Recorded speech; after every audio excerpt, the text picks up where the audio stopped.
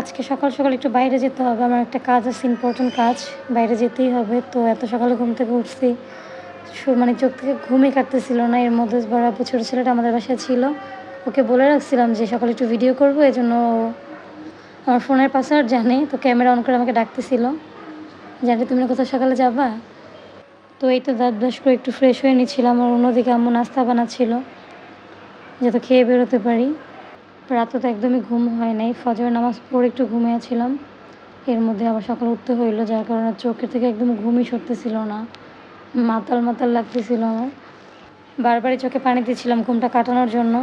শরীরটাও দুর্বল, অনেক অসুস্থ ছিলাম। এখন একটু ভাল লাগতেছিল আজকের দিনটা, তবে অনেক বেশি অসুস্থ ছিলাম। আর এদিকে আমি দেখাচ্ছিলাম আমার ড্রেসিং টেবিলের অবস্থাটা কি, যদি আম্মু গুছিয়ে দিয়েছে, কিন্তু আমার মতো তার হয়নি, এলোমেলো করে একদম অবস্থা খারাপ। তো একটু সুস্থ হলে এগুলো গুছাবো।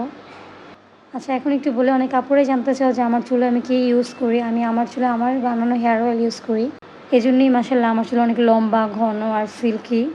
আমার চুল একদমই পড়ে না। তোমরা চাইলে আমার হেয়ার অয়েলটি ব্যবহার করে দেখতে পারো। আমার হেয়ার অয়েলটি 100% প্রাকৃতিক উপাদান দিয়ে তৈরি করে থাকে। চুল লম্বা ও ঘন করবে, চুল সিল্কি করবে, চুল পড়া বন্ধ করবে ইনশাল্লাহ, নতুন চুল গজাবে, ক্ষতিগ্রস্ত চুলকে রিপেয়ার করবে। আর আমার হেয়ার প্যাকটাও কিন্তু আমি প্রায় 15টা প্লাস আইটেম দিয়ে তৈরি করে থাকি, সবগুলো প্রাকৃতিক উপাদান।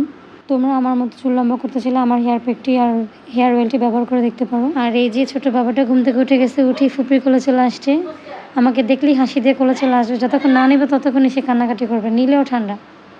সকালবেলা ঘুম থেকে উঠে ফুপিকে পেয়ে তো সে ভীষণ খুশি।